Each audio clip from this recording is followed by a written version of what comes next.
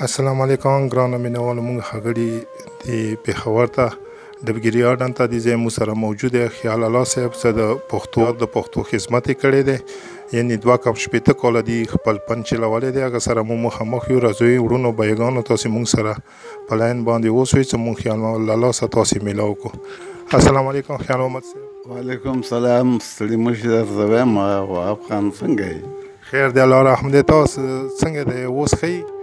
بس خیر دی ښه یم ګزاره کومه لا ډېر خاله اوس ښه یې که نه مهرباني خوشحاله اوسئ بس تاسو دوستانو دعا برکت دی او بس دا زموږ ژوند هم داسې تېر شو چې رورۍ او دوستۍ کې پوه شوې هغه فنکارانو طبیعت هم نه دی ساتلی په دې چې فنکاران خو ډېر نن سبا خو د ډېره هوا کې ګرځي خو شی خو هغه نشته که نه ماشاءالله خیال الله صاحب ته چې دې پن ته پیله راتلی که نه یعنې څونه عمر کې وي یا پیله تاسې کور داسې چوک اداکاران وڅاغو نه تا د پن چل زده کو نه بس هغه زما مشر ورور هغه د هارمونیم غږوله او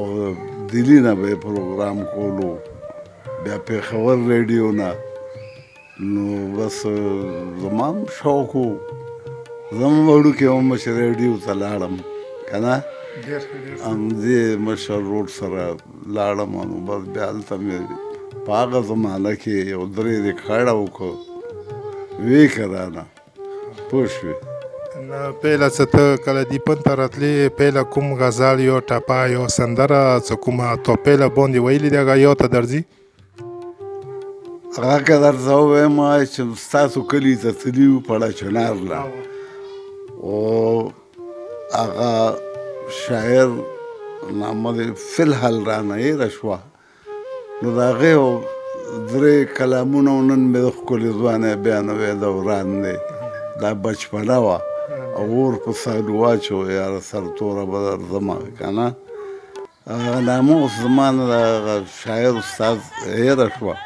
نو دا 3 ګانې ما بیا ریکارډ کړي اورې خو په دې باندې خوشحاله یم چې ستاسو د وطن وم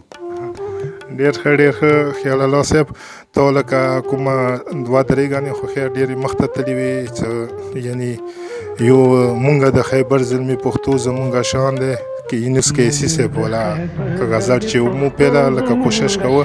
چې یاره دا غزل چا لیکلی چا یې خاطر دی چا یې حمزه بابا والا خو بیا لکه مونږ څه خواري وکړه شاعر پاته مونږ ته ولګېده دا یونس کیسي صاحب دا لیکلي وه که نه او دا ډېره لکه مشهوره وه ته یعنې ډېر وخت سندره دی چې د ملنګۍ کنچکول په غاړه ګرځومه یاره وخت د مازدیګر چې دیدنونه یې ټولومه نه بس هغه نه بعد مو باندې ګران شوی چې نن قسمت خوش قسمتي وه چې دې ځای مو تا سره ملاقات وشو لیدل وشوه خو زه بعد ډېره شکریه چې تا تفصیل مو ته راکړو ډېره مننه الله دې ژوندی ساته خوشحال آباده اوسې د بچي دې الله پاک خیره سره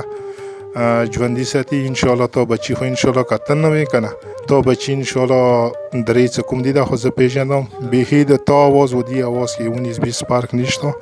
نه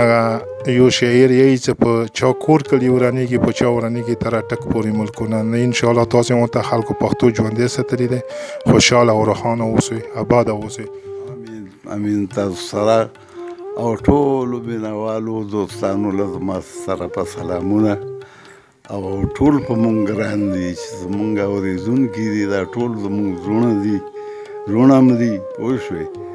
او بس پړه چنار خو په ما ډېر ګران دی په دې چې زه ډېر بچپن کې ورغلی وم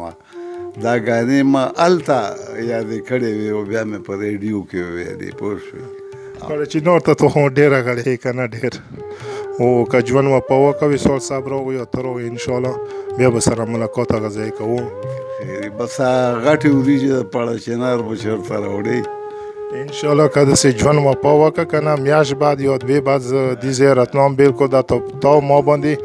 یو داسې وخت چې حق شو دا به زه دې ځای که انشاءالله دا به زه درته بیا راځم او غټې وریجې به راوړم مې به هم راوړم خوشحاله اوسئ ډېره مننه ټولو ته هم سلامونه کوه